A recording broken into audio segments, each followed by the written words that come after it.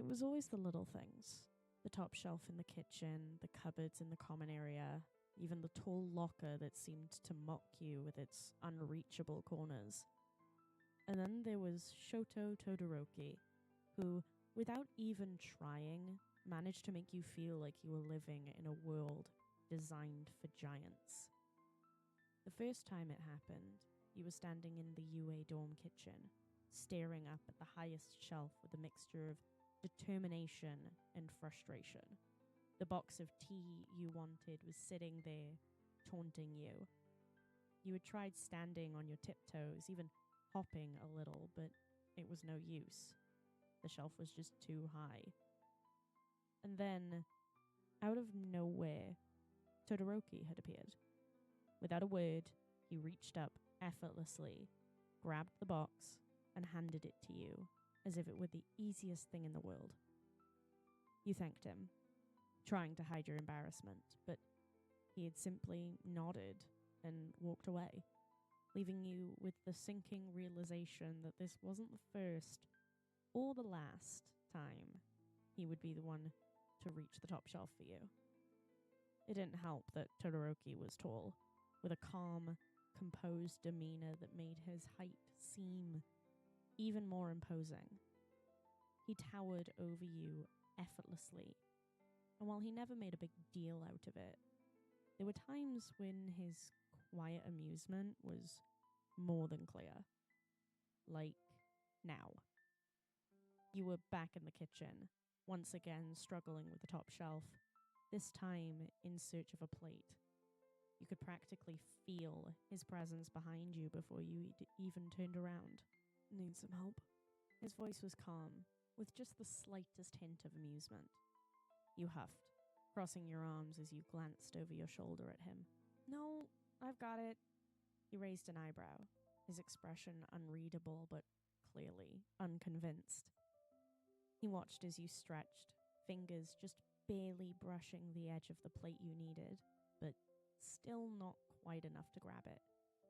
With a quiet sigh, you gave up, letting your arms fall to your sides. Okay, maybe a little help.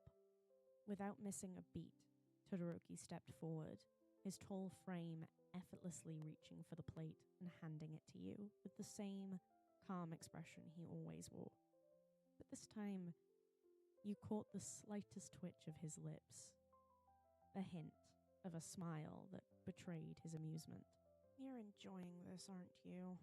You asked, narrowing your eyes at him. Not at all, he replied, but there was no mistaking the playful glint in his eyes. You rolled yours, but you couldn't help the smile tugging at the corners of your lips. You're just too tall for your own good, Todoroki. He tilted his head slightly, considering your word. Or maybe you're just short. Your mouth fell open in mock offense, and you lightly swatted his arm. Rude! He blinked, as if surprised by your reaction, but his expression softened into something almost fond. I didn't mean it in a bad way. Yeah, you muttered, taking the plate from him and turning back to the counter. I'll remember that the next time I need you to be my personal ladder. I don't mind, he said softly, and the sincerity in his voice made you pause. You glanced at him, expecting another teasing remark, but instead, you found him watching you with an expression that was different. It wasn't just amusement anymore. There was something warmer in his gaze, something that made your heart skip a beat. For a moment, neither of you spoke. The playful banter from earlier seemed to fade, replaced by a quiet understanding that neither of you had expected. Todoroki, ever the observer, seemed to notice a lot more about you than just your height. It wasn't just the way he helped you reach things, though that was a frequent occurrence, but the way he always seemed to be nearby when you needed him. Whether it was grabbing something from a high shelf, offering you his coat when you looked cold, or stepping in when you felt overwhelmed. He was always there in his quiet, unobtrusive way. I'm sorry if it bothers you, he said, breaking the silence, his voice low and careful. The teasing, I mean. You shook your head quickly. It doesn't, really. I kind of like it. His eyes softened even more, and you realized just how much he paid attention. Not just to your struggles with your height, but to you as a person. It was something you hadn't fully realized before, how much he noticed, how much he cared, even in the smallest of moments.